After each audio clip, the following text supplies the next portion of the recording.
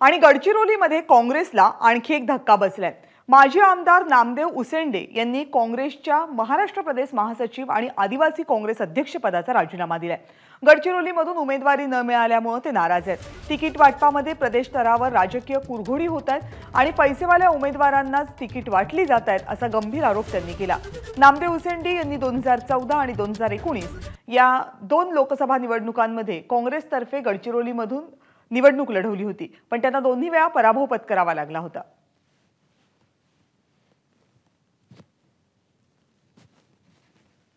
आम्हाला डावलून क्षेत्राबाहेरील व्यक्ती ज्याचा या क्षेत्राशी काही संबंध नाही आणि फक्त पैसा आहे म्हणून जर त्यांना उमेदवारी देत असतील आणि प्रामाणिक काँग्रेसमध्ये काम करणारा जो कार्यकर्ता आहे ज्यांच्याकडे पैसा असेल नसेल परंतु प्रामाणिक जो कार्यकर्ता असेल त्याला जर न्याय मिळत नसेल, या महाराष्ट्राच्या आदिवासी काँग्रेसच्या अध्यक्षाला जर न्याय मिळत नसेल, एवढ्या सगळ्या बाबी पूर्ण केल्यानंतरही मग या क्षेत्रातील व महाराष्ट्रातील आदिवासीला न्याय काँग्रेस पक्षातर्फे कसा मिळेल हा प्रश्न माझ्या मनात आहे।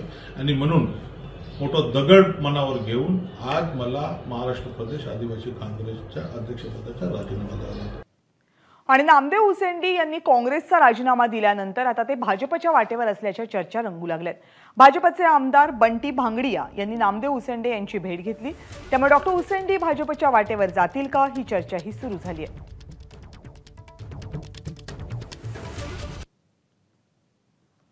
विदर्भामध्ये अनेक नेते काँग्रेसला रामराम ठोकतात आणि प्रामुख्याने कारण उमेदवार आणि दिल्या गेलेल्या उमेदवारांवरून नाराजी हेच आहे। नामदेव उसेंडी हे त्यातलं पुढचं उदाहरण ठरते। ते भाजपच्या वाटेवर आहेत का हा प्रश्न मात्र निर्माण होतोय, कारण भाजपच्या नेत्यांनी नामदेव उसेंडी यांनी आपल्या पदाचा राजीनामा दिल्यानंतर लगेचच त्यांची भेट घेतली। नामदेव उसेंडी हे 2014 आणि 2019 या दोन्ही निवडणुकांमध्ये काँग्रेसचे उमेदवार होते, मात्र यावेळेस काँग्रेसनं पुढच्या उमेदवाराला पसंती दिल्यामुळे उसेंडी नाराज आहेत।